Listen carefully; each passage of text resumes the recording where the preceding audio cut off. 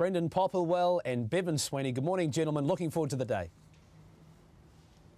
Good morning, Matthew. Yeah, it is a pretty pleasing feeling, isn't it, having that Group 1 racing feeling, and especially here at Hawke's Bay for day number 2 of the Windsor Park Plate, over 1,600 metres, where Melody Bell is looking to back up what she did in the Tarzino Trophy, but there are also horses here today that are ready for that extra distance of 1,600 metres. They'll be looking to try and gun her down. A lot of intrigue around the race and around the race day. Bevan Sweeney, very good morning to you. Yeah, good morning to you, Brendan.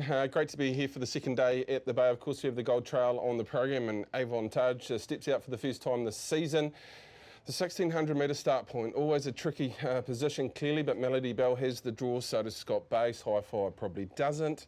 It's going to be all about speed in the race. It should be a great day's racing, and the track has come up beautifully to this point. Yeah, also joining us today is Aidan Rodley, and Aidan, will head out to you now. And of course the weather, it's a little murky, but there's been no serious rain this morning anyway. So how are conditions out on the track right now? Yeah, not too bad. It's a little bit chillier though, and makes a man want to have a little bit more hair cover as well. But the track's in very good order, and the man who's prepared it is Richard Fenwick, so we're going to join him now. Richard, just tell us about how the preparation for today's meeting's gone. Yeah, look, it's been excellent ever since the last race day. We had 116 mils immediately following that race day. And then it dried out, and then on Wednesday night we had another 4.5 mils, which was like liquid gold for us, which meant we didn't have to irrigate. And we've got a little sort of skiffy shower here today at the moment, but I think that'll clear out. Yeah, even with that significant rain, it's a whole lot better condition, well, certainly firmer than what it was on the first day. Oh, absolutely, yeah. And we had 2 horses gallop this morning. They did 34.5. Admittedly, one of them was a pretty good horse. So, and look, the grass cover is fantastic. It's with that rain, it's obviously taken off, and look, from now on we'll be mowing twice a week.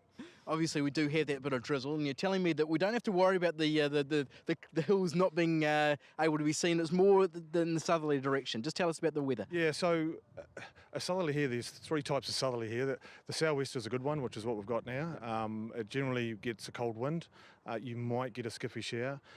When it turns around to the south-southeast, that's when we're in a bit of trouble, but we're not there yet. Okay, yeah, the rail in the 3 metre position today. Just explain the rail movement. Yeah, so we were hoping to try and put it back into leave it in the true after the first day, but with the slow 7 track that we had, it was very cut up from about the 1,000 round to the 500 metre mark.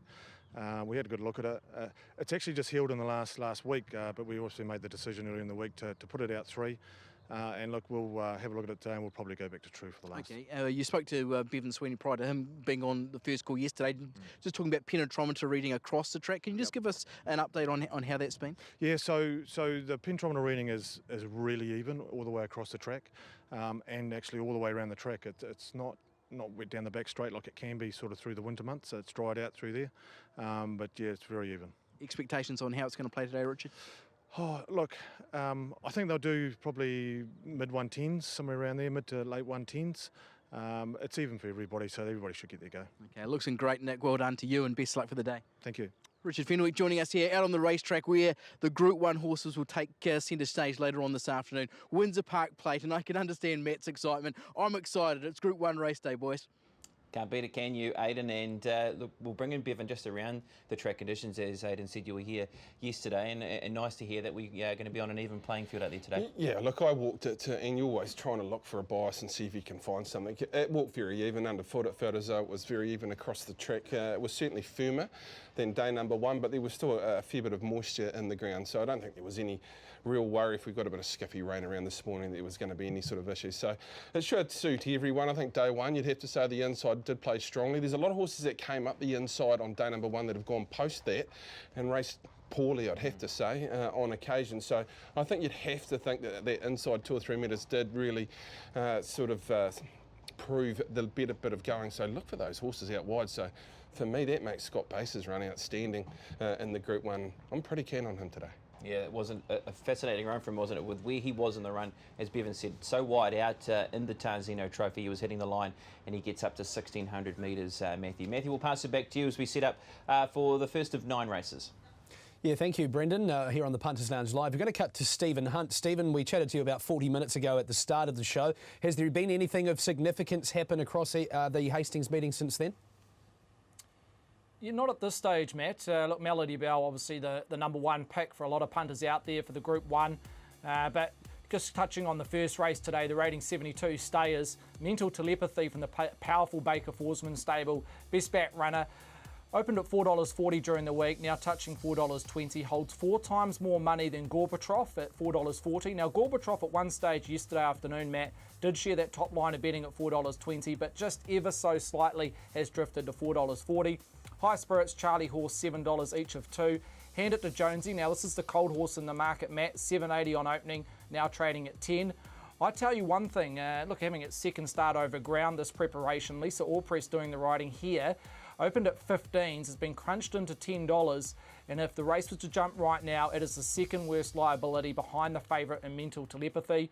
And the only other runner that's been shifted from an opening line is Centre Attention, opened at $19, now trading at 14. So best back runner, Mental Telepathy, $4.40 into $4.20, but the one they like in the middle market is, I tell you one thing, number 5.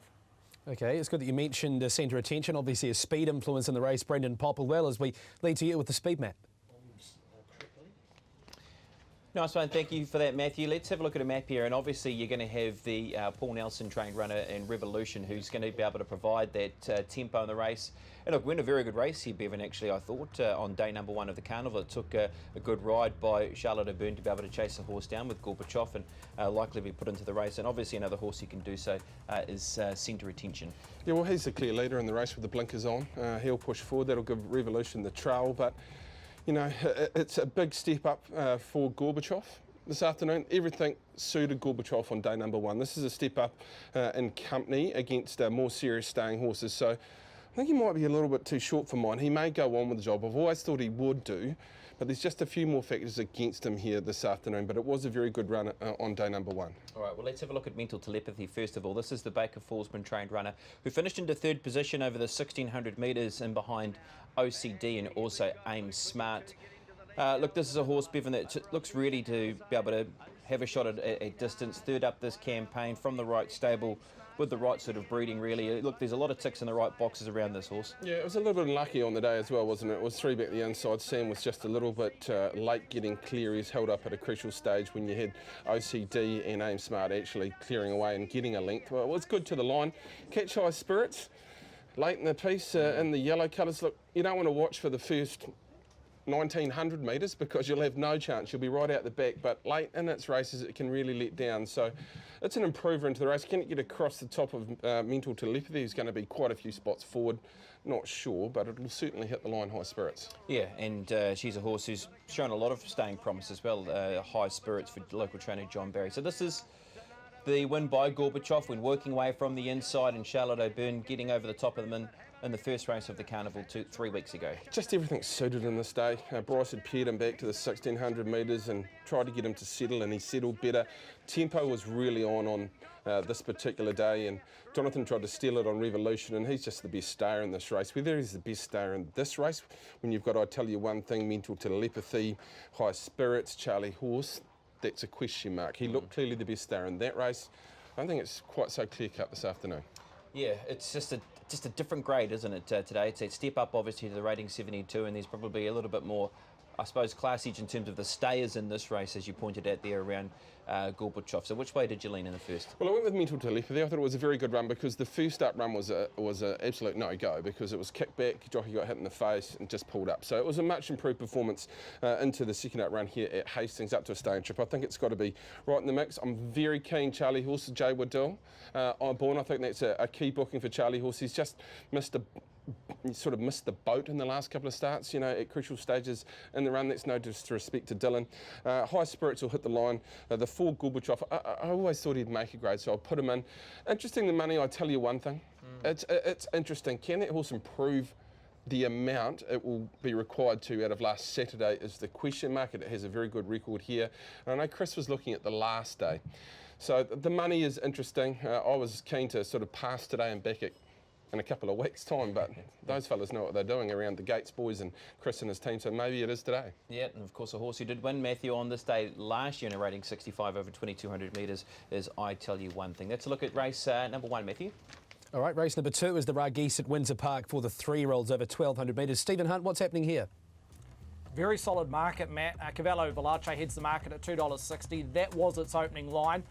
Holds around about 2 times more money than Star Performance, who just missed the start when first up at Ruakaka. I think back left-handed is a big A+ for Star Performance at a $3.60 line, and like I say, plenty of admirers round number 4. Cut a deal at $6.50, hasn't budged from the opening line, as has King Louis, $8.50. That was his opening line for the local. A little bit of specking round remarks at $18, so at this stage is the current rank outsider, and what is a pretty competitive race, but I feel come close, Cavallo Veloce will be a pretty heavy loss later on this afternoon. Okay, thank you, Stephen. Brendan, what do you make of the speed in this race? Yeah, well, look, it's a race where you've got Cut a Deal from the Baker Forsman team, who's drawn in barrier number 1. It's hard to get a line on its couple of trials that we've seen from Cut a Deal. He was very good when he did win his maiden race out of Tauranga. It was a 4-horse race. You've got King Louis and Tiny Terror here, who are possible horses you can find themselves. Tiny Terror's got an outside gate, and they look to overcome that by pushing forward with that particular runner, with the Jake Bayliss doing the riding for Moroni Gerard. Look, overall, Bevan, it's a nice race, because Cavallo Veloce has shown talent in stakes races, of course, in the El Rocky here last time, and also as a late 2-year-old as well with that second in the Waikato Vets race. Look, it's a tidy 3-year-old race, this one. It is tidy, and almost a default selection is Cavallo Veloce, just on that last up performance, because it's got a bit of fitness on board. It's a race where you'd think King Louis will lead up, Tiny Terror comes across, Cut a Deal will get the trailing position, and Cavallo Veloce can probably get just in the 1-1. So from there, it's going to be very tough to beat. For me personally, I'm forgiving Star Performance at Ruakaka. I think the start was everything. The horse is back to the inside. Probably should have made a little bit more ground to the eye than it did, but I believe my eyes on the debut, BP, on this particular horse, and it was exceptional. This is Cut a Deal. Now, 4-horse race, hard to take a lot out of this, and I'm not really sure what to make of the performance at the trials. I know it was against some very, very senior horses, but it didn't look to me as though he'd grown much in height, and looked as though he was sort of monstered by a few big horses in the trial. It does look that way, doesn't it, from his trial? Look, the one thing you can take out of this race is Thomas Aquinas, who is trying to gun the horse down. Thomas Aquinas has a decent chance coming up later on, I thought, off the back of those runs through the back end of the 2-year-old season. Let's go back and have a look at Star Performance. Now, this is when winning at Te Rapa on the 28th of April. This is, I think, the best guide, really. As I said, that race at Ruakaka, just best forget it, really, with what happened there, missing the kick. And look, made some late ground. This horse really lets down strongly here close to the rail, Bevan, and takes off and wins and beats Nirvana and Fire, who has been a race winner. So, look, I think there's form around the horse. They look strong enough. I know Danny Walker's got a decent push for the ability on this runner as well. Yeah, and the sectional was very, very strong on this day, wasn't it, running up the inside and followed the rail. That might have been a big assist on this particular occasion. This is a case for me of believe your eyes, and that was too good to say. The horse isn't up to good quality grade. You can forgive a run at Ruakaka when knocked over earlier, so I'm happy to go with it. This is the race where Cavallo Veloce was running second in the El Rocker. Of course, this is a race won by Cyber Attack. You also get a line on a couple of other runners here in Tiny Terror and King Louis. As you said, Bevan, he's 3 starts for 3 seconds. He's the horse that everyone's looking at. He's the $2.60 favourite. Yeah, this is a very, very good performance. You pick up King Louis down towards the inside. He's just all about manners. He just won't do it 100% correct. But that was a very encouraging performance for a horse who I think will probably be back here for the Guineas in a couple of weeks, I'd imagine. So, you know, Peter Mackay, his record here at Hastings when he brings horses is outstanding, so I think you can follow through. I am going to go with Star Performance on top, I think, over Cavallo Veloce. Outside of that, Cut a Deal, you take the Baker and Forsman trust around this horse. There was a bit of spec and talk about it before its debut. I think Princess Emily's a little bit unforgotten. This horse has shown a lot of ability. They want to get to the Guineas with her. The blinkers go on. Her trial was just fair, but she might just surprise him from a good run in the race. Yep, really like the Star Performance in this race. Matthew, I was happy to be shopping around the $3.60. Lethan has taken the ride. Okay, set to go at 5 minutes to 1, the first leg of the early quaddie. On to the third, the Bethshan Funerals over 1,300. A couple of key contenders scratched out of here. Number 2, Quaff comes out, as well as 12, Ripper Eagle. Langkawi, $3.130. They wanted to go first up, Stephen Hunt. Are they going again? Yeah, probably not as heavy as day one, Matt, has to be said. Look, overall a tricky race when pricing it during the week, and punters are finding it pretty much a difficult job as well. The fact that out of the 6 in the top of the market, 3 of them resume here, and the likes of Thomas Aquinas, Lee Sibalair, and also Grand Eagle. So yeah, it does make it tricky for punters. Not an overall high turnover, has to be said. at this stage. Langkawi heads the market at $3, solid from its opening line. Thomas Aquinas, solid $4.50.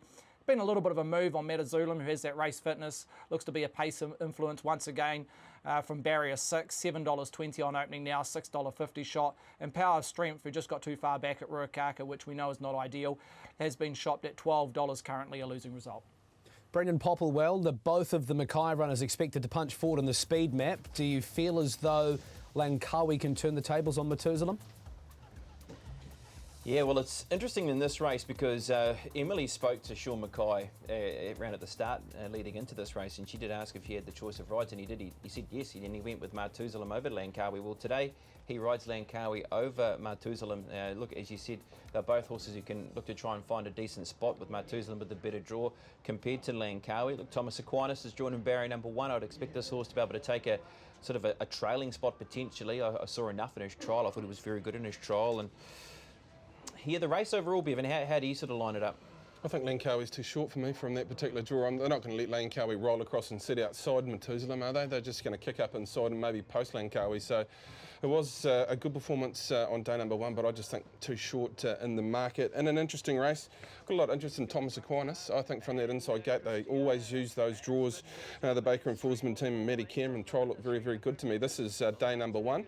Sean had the choice on this occasion. He picked the right one. Langkawi's good late in this particular race, BP. Probably the horse that had the tactical nous to get there was the winner on this day. Exactly right. Look, and that being Matuzalam, who wins the race. So Cameron Lammas takes the ride this afternoon aboard this horse, and Langkawi. Look, obviously Langkawi's shown ability and talent. He's a horse who's had the 3 starts for 3 seconds, just like Cavallo Veloce from the same stable in the previous race. Let's go back and have a look at another video for you now. This is Thomas Aquinas. This is a very good trial from this horse, I thought, Bevan. He's a horse that was pierced through to lead and then holds quite nicely here. I love what I've seen here from the son of Jackalbury, and especially through his back-end runs through that late 2-year-old season as well. Yeah, he was in great company, and this is the one horse Andrew Forsman said all through the 2-year-old season, not really a 2-year-old, will make a really nice 3-year-old. So follow through with this particular horse. He was holding nicely at the line. He showed a good turn of foot. He's got a draw to use this afternoon. I sort of mapped him, unless Langkawi comes across and crosses Matuzalam, he's probably in the trailing position. Yeah. So from there, he's very tough to beat. And what about this performance from this horse, Power of Strength, the filly by Power for Team Rogerson now? Got back on this occasion from a middling sort of draw. If they use the draw this afternoon, this horse posies up close to them. This is one of the runs of the day. I know Prom Queen ran the craziest sectional you ever see, but this was pretty sharp as well. Well, considering that all day at Ruakaka there was fresh ground up against the rail, and that was the place to be, was close to the rail, and it was very hard to be able to make ground out wide. And any horse that did, it was sort of a real follow, and there weren't too many. So that is one horse that has to be a chance coming up in race number 3. How'd you break it down? I've got 9 on top to beat the 13 Power of Strength. I love the value there. I thought the 10 Langkawi, look, it did enough to suggest it's right in the mix there. Le Sablier. Watch out there, that trial was good. I thought it was a stayer, but on that trial it might be pretty good over a shorter trip. And my blowouts in this race, so we showed you the Matuzalam race. Celtic Rockstar actually ran a nice race up the inside and a good sectional and is paying 50, so just throw that in your multiples. Yep, yeah, Thomas Aquinas, liking the chances around that horse coming up in race number 3, Matthew. But race number 4, we get on to the first of our open races, and this is a race over 1,200 metres. Yeah, first leg of pick 6, $25,000 guaranteed. Of course, we've got the $50,000 guaranteed first 4 on the Group 1 a little later on. Race number 4 is the Ally Redshaw Memorial. Scandalo at $3.80 and $1.45. Stephen Hunt, what's been happening with this market, the 4th? Punters pretty keen on the local here, Matt. Scandalo number 4, open $4.20, now $3.80. There is a chance this horse could start closer to 3 to 4 on the close. The fact that there's a lack of money around deals and heels, which is unusual to say for a horse that has been on a number of times our biggest liability in a lot of races it's contested in. Currently $4.50, that is its opening quote for deals and heels. Defending champ watched this space, notably quite cold in betting, $5.80 out to $6.50. Ruby Amani indecision, has a few admirers, $7 each of 2. Amarola, $10.50 out to 11. They've expect a couple here at longer odds. Sacred Rhythm, who resumes here, $14 currently a losing result. An old Stratocaster, not sure where he sits fitness-wise, but there's a few admirers out there, 21 into 18. Because he trialled 4th at Cambridge, post his first up 9th for David and Emily Brown. Brendan Popper, well, a chance for a horse like Watch This Space to get a good run here based on the map. Look, potentially. Look, Amarula's a horse who's always shown that speed, and he's had a run under his belt, which was last week, and behind Prom Queen. He operates well here. He's a former Hawke's Bay Guineas winner. Indecision's a stakes winner here from last season as well. And look, Sacred Rhythm is a horse who's trialled well. Interesting little race, this one, isn't it, Bevan, with Scandala, who, look, he's shown a lot of promise for Patrick Campbell, and Deals in Heels. Look, Deals in Heels, you're just waiting for the horse to pick up a win somewhere along the line, and it didn't quite happen for the team, and of course it operates well here, and maybe the track the way it is going to help her. It's an interesting race for mine in that there's an open listed sprint on the last day. So where are these horses actually at for today's assignment? Are they really looking to be at their peak, or are they looking to peak in a couple of weeks' time? So that gives me a bit of interest. I thought Amarula will probably improve with its second up run. Watch this space as a horse that sort of gets to form pretty quickly for Wayne Hillis. So that's in the mix. Scandala, what a preparation last time. You know, it was a wonderful story around this particular horse, and look, he's had the money on, and I know Patrick's pretty keen on his chances here this afternoon, and we'll bring you a little story on Felix Campbell later on. So interesting race, but I thought Scandala, he'll be set to run. This is sort of a grand final for him, fresh up, if that makes any sort of sense. Yeah, look, I was thinking watch this space, which is interesting, Matthew, that he is fairly cold in that market, out to $6.50. He's got a good record second up. He won this race last year. I thought he might be worth a nibble in the race. Watch this space. Okay, like your work there around the $6 price. Over to the first of our features. Sees the Hawke's Bay Breeders' Gold Trail Stakes over 1,200 metres for the 3-year-old fillies, and Avantage returns to the races. Stephen Hunt, what sort of price would you expect her to be at close time? No higher than $1.70, Matt. If anything, could touch $1.60 later on this afternoon from what I'm seeing. There's two reasons. One, she's clearly the best back runner, and they're happy to back her at $1.85 during the week. $1.75 this morning. Just looking at a number of four-figure bets, we had a 1K bet at $1.85, a 3K bet at $1.75 this morning. She's now $1.70, and that's not turning off the tap. And the lack of money around Expression and Stella Noir, who look to be her biggest rivals when it comes to betting. Expression, $3.90, around about $3.80. Pretty solid at this stage, but again, will be running for us. And Stella Noir, a notable drifter, $5.20 out to $6.50. So, look, she's the multi-anchor is around about 1,500. Multi's running through her. That will clear past 2,000 later on this afternoon. So, yeah, she's all the rage. Last year's 2-year-old of the year. Brendan Popple, well, I suppose the one concern is that Avantage gets crossed, locked on the rail. Miss Maxi Park expected to punch forward. Do you envisage Danielle will be positive if she does get crossed and try and get her into the open? Yeah, look, I mean, I think you bang on the mark there around Miss Maxi Park, who's the horse who's likely to be up front in the race. And Avantage, I mean, from what I've seen of her from 2 to 3, she looks like a horse who's ready to go as a 3-year-old, to be honest with you, Bevan. And look, I'm excited about to see her. You know, it's always a question mark of just how ready they are to go first time up of asking, but we saw her here, 3 weeks ago in an exhibition gallop, and she's exciting. She's got the draw. She's the one that everyone wants, really. Well, Jamie Richards has had all the Tiako horses ready to go pretty much since the start of the season, so make no mistake, she'll be ready to go here this afternoon. This is Avantage at the Tarapa Trials. This back on the 21st of August. She's had a hit out here, as you mentioned, 3 weeks ago. So look, she'll be ready to run a race. Only concern is What a Smasher and Miss Maxi Park. If they come across and put her in behind them, she may get held up for a couple of strides, but I really don't think it'll matter. She'll be the class act of this field, although Expression's a pretty sharp sort of horse, but Guy will be training Expression to run the 1,600 metres of the Guineas, so she'll be sitting back and trying to get to them, and she'll just be more forward in the race and probably forward in condition. Gee, I was taken by what I saw at Topol, though, from Expression. She's a horse who won the Wakefield last season. She got herself into the best part of the track, and she's gone past a pretty fair animal here as well in Santa Catarina. So, look, she's got that advantage over Avantage that she's had this run under the belt. Her performance at Trenton was one of the 2-year-old performances of the season. She was exceptional that day, exceptional, outstanding. Look, she would have been 75–80% this day.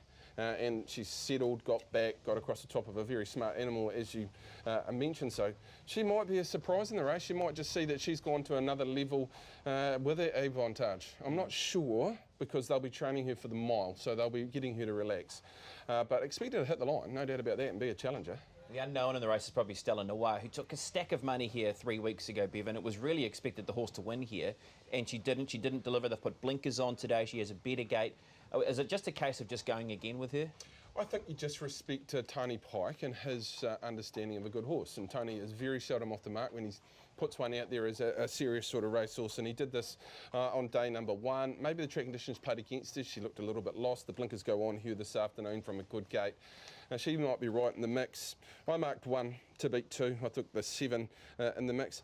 Can't believe the price around Platinum Mamselle. She went around in some big dances last season, and look, you're getting 20s on Hughes and Loose Cannon, who made an impression, but it wasn't a maiden 3-year-old, where the other horse has been around in some big dances. But look, there seems to be a lot of spec and ability there around that horse. It's the first of our features, Matthew. That'll be the Hawke's Bay Breeders' Gold Trail Stakes, Group 3. Yeah, OK, on to the next race. And with the scratching coming out, Stephen Hunt, the market has changed a little bit. Pod Ravina outs, $5.50 So Brazen and Dream On. Tricky race, Matt, tricky race. When I was assessing this particular field during the week and framing it up, it was a bit of a head scratcher, has to be said.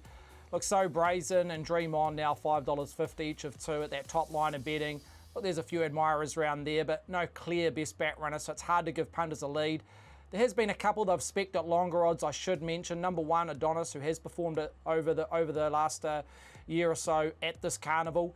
$14 was top fluck, now trading at 12, and Play the Field, also a $15 chance on opening, now trading that same price as Adonis at 12. But yeah, no clear lead at this stage, but hopefully I can point punters in the right direction later on this afternoon. Nice one, thank you, Stephen. Brendan, to you and Bevan, have you gentlemen found one for us in this? No, not really, Matthew. This is a very tricky race. This might be time where you can maybe get yourself some smoko. So, yeah, look, I found it very awkward. Dream On was good when winning, and the first win for Roger James and Robert Wellwood at Taupō. Look, Adonis did win on this day last year at 60s, and it probably is a horse you could be interested in at the price of sort of around $12. The Charlotte O'Byrne aboard, Ricky Baker, Danger D, the Mitigator, So Brazen. Yeah, awkward race. I thought this is a race that Lisa Allpress might be able to dominate. Because I think she'll push forward on Ricky Baker. She might get that lead easily. The Mitigator might have come across and sit out on the outside, and then I see no tempo in the race. So this might be the race that'll be very difficult to make any ground. But I think there is certainly an opportunity for Lisa on Ricky Baker to probably dominate from a leading position. Gee, outside of that, I'm with Stephen. I couldn't really give you any sort of lead. I thought Danger D might get a run. I'm forgiving the last start performance. I think fresh up, it was good. Sign workers go on. And the run here at Hawke's Bay when winning was pretty strong. So that's in the mix for me. I make them 4, 3, 9, Dream On, and 8 Swinging Skirts fresh up. Look, it's not a race I'm overly keen on betting into. All right, well, Matthew, we'll pass it back to you because race number 7 is a key race, especially for 2 weeks' time, that being the Livermore Classic, which this race has provided over the last couple of years. Yeah, it is the Fast Track Insurance 2000 and Open Handicap. Stephen, as we come to you, Nymph Monte is clearly a horse that punters are looking to go with at $5.50. Is there one horse with more multis running through than anything else that we can get a lead on here? Yeah, Nymph Monte, number 10, the horse you touch on, Matt. Flashing light on the first day, set up by a solid tempo by Big Mike, but look, the sectionals that run, you've got to take notice around Nymph Monte. Open at $7.20, which is that third line of betting when betting commenced on Thursday. It's climbed the ladder to now share favouritism with Big Mike at $5.50. Big Mike, quite friendless comparing to what it was 3 weeks ago on the first day over the mile. Opened at $4.80, now trading at 5.5. Ladies first, plenty of money around this galloper. Obviously has to show something if they're willing to take this horse to Melbourne. Rock solid at a $6.50 quote. You could have got $7.80 during the week. Bit of speaking on Des, who went back to the mile last start, now going back over a staying trip, and I don't think the better track will disadvantage Des, who has been going over the winter. So a lot of admirers around that horse, $8.50. China Star at a $17 price. Bet a lot of these horses on the first day, so a bit of speccing around there. And Raw Impulse, the Aussie, at this stage, a losing result at 21s. I think that money will dry up as the day progresses, but yeah, currently a $21 price. But back to your question, Matt. Best back runner has been Nymph Monte, leads multis, and could start favoured in an open race.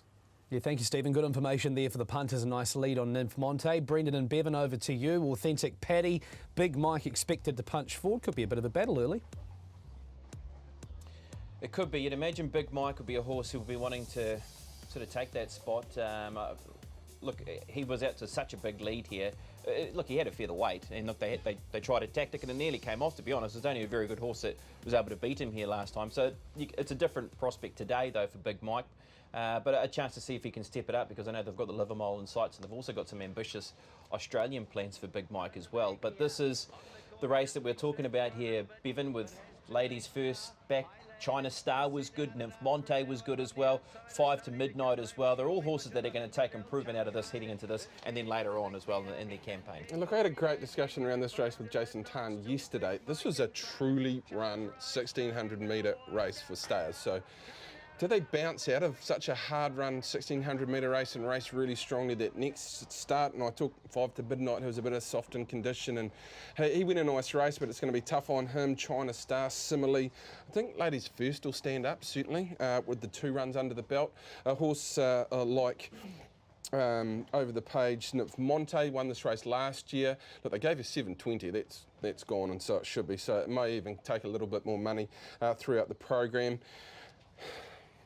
I think Ladies First can win, but I like Nymph Monte at the 7.20, not the $5.50. Yeah, well, Nymph Monte was really impressive when winning this race last year, but it could be a guide towards, you know, a couple of weeks' time with these horses looking at the Livermore. Well, absolutely, absolutely. There's going to be, what do we got? Ladies First, 5 to Midnight, Authentic Paddy, more than likely going to make it to the big dance. Des is an interesting addition to the race. Yes. Look, if he behaves and doesn't get lost on the corner, you wouldn't be saying that he isn't a live chance in the race. He probably should have won at Awapuni on Saturday if he'd done everything right on the corner, but he's just got these couple of chinks in his armour. I think Paddy can win. He's not going to race Big Mike, but he's going to sit there forward on his shoulder. And look, his fresh up run was outstanding. You forgive what happened here 2 weeks ago, and he was good on Saturday, and he's primed for this sort of race. So expect him to run a race. So I marked the 10 on top over the 1. I thought Ladies First is certainly going the right way towards Melbourne and can be a winning chance here. And look, 5 to Midnight, he'll improve markedly. It's just whether he bounces out of such a hard run mile into today's race day. I think if Authentic Paddy does come alongside Big Mike, that will help him. I know he's a horse, when he gets a horse alongside it, he goes again, because he didn't have that here because he was so far in front, and then he was bombed late on the line by Charles Road, so he didn't have that chance to respond again to another horse coming alongside, so that could help his chances as well, I thought, this afternoon for Big Mike. I like the race a lot, Matthew. Race number 7, Fast Track Insurance, 2,000 metres. I thought Big Mike might be able to go one better here today, but gee, the money, you can't help but get excited about the Nymph Monte money, 7.20 and around $5.50, and could be getting tighter. Yeah, you go back a couple of years ago, and of course he came into the Riccarton Park Cup Week Carnival as one of the favourites for the New Zealand Cup after winning the Spring Classic over 2,000 metres. He then went to win the Metropolitan Handicap over 25, so on his day, he's certainly very sharp.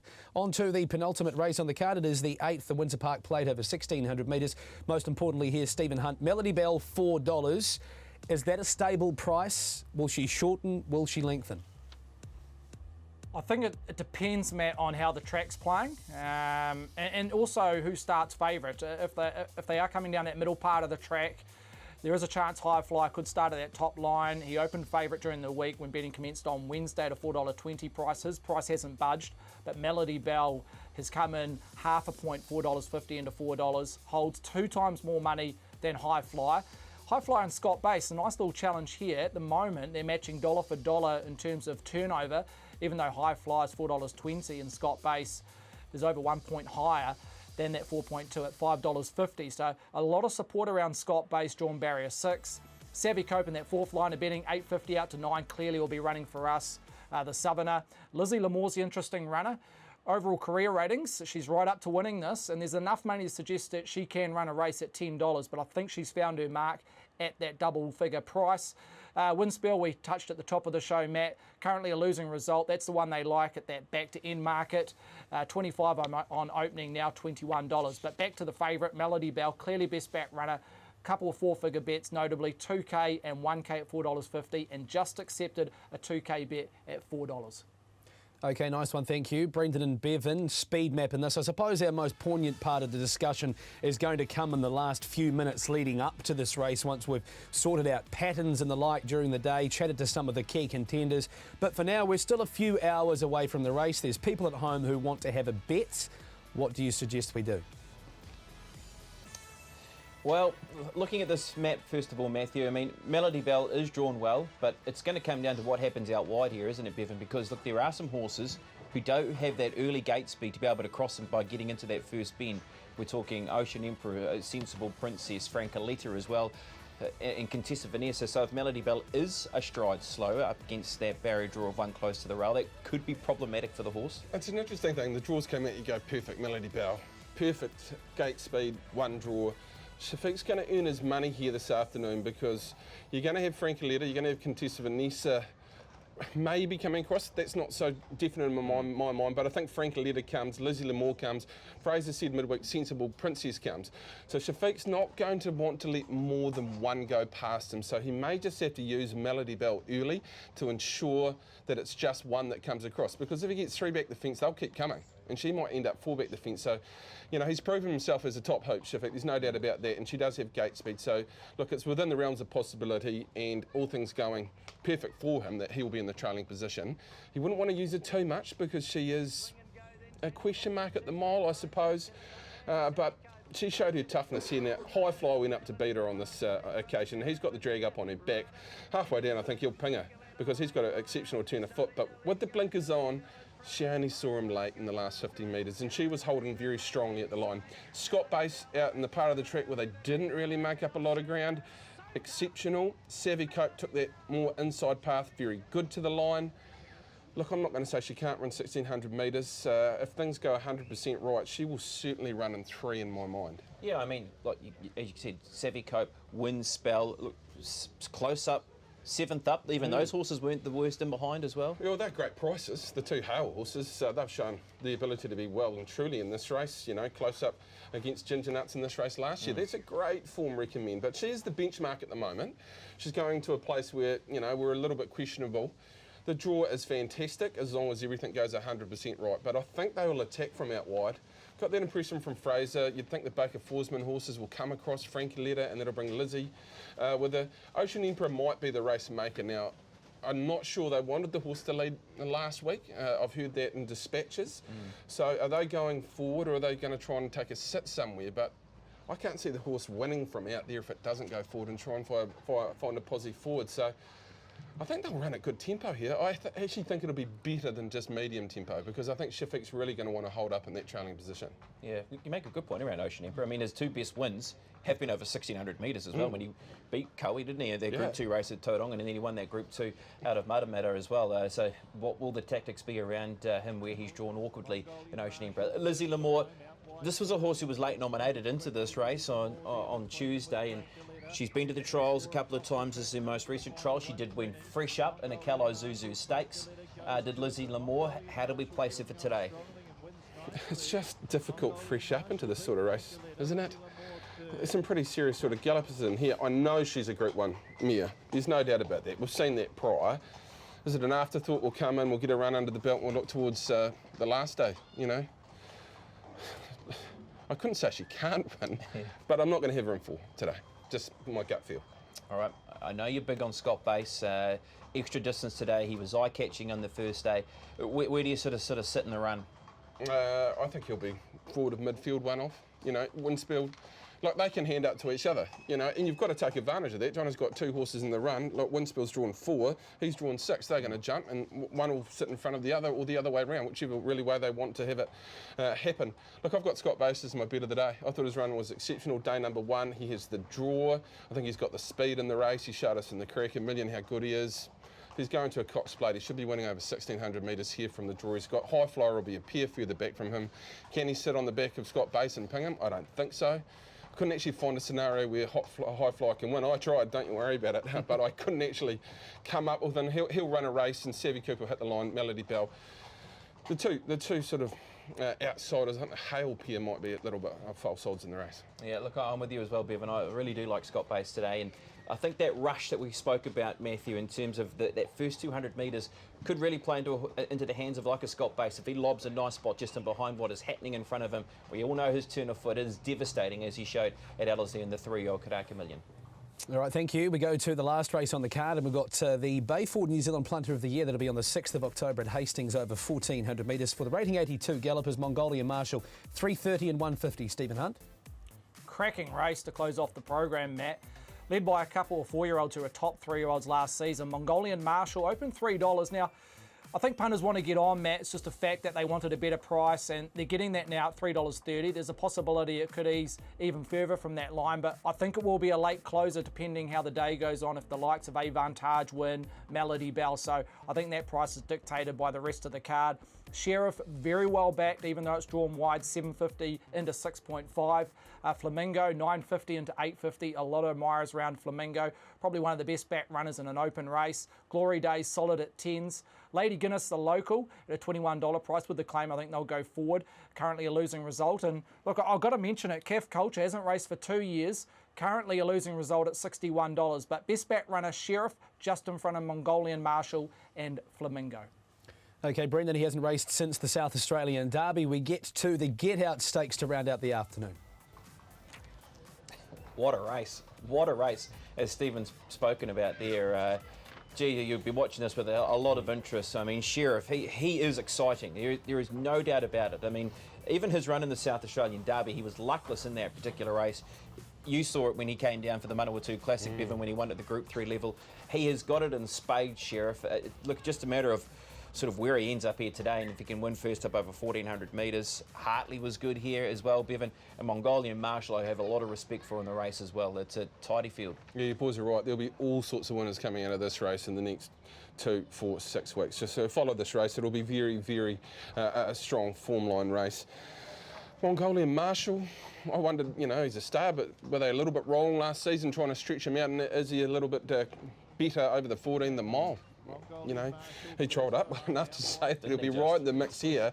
You know, he showed really good leg speed. He sort of canned it along, and he was very, very good in this. So that sort of forced me towards him in the race because he's just got a little bit of X factor. You mentioned Sheriff. The Hawapuni run was amazing. So he's clearly got a lot of ability, and Roger doesn't take horses to Australia if he doesn't think they are right up to the mark, and he is. There's no doubt about that. So they've got to be in the mix. Hartley paying $9.50. He's a different horse. His preparation. This is when he was very good the other day. Sheriff in the mix. What else What we about go? Flamingo? What do you make of Flamingo? Well, I was going to have a bet on Flamingo before the draws came out. The 2-draw Rumour's going to have to ride a race. She does have the ability, there's no doubt about that, but she doesn't have a lot of gate speed, and they don't like to hassle her because then she can get up and over racing. They may try to use that gate here this afternoon, but generally when she's done that, she hasn't really finished off. So Rumour's going to be in a tough position, I think, back on the inside. If he gets clear, then certainly she'll finish off. And Glory Day, she ran a great race in open handicap the other day. She's back to 1,400 metres, and you could see her winning, but we might have even missed the winner in the mix of those. Yeah, no, Matthew, it's a ripping race, the last race on the program. Certainly is, Brendan. What can you do with your $100 spends between you today?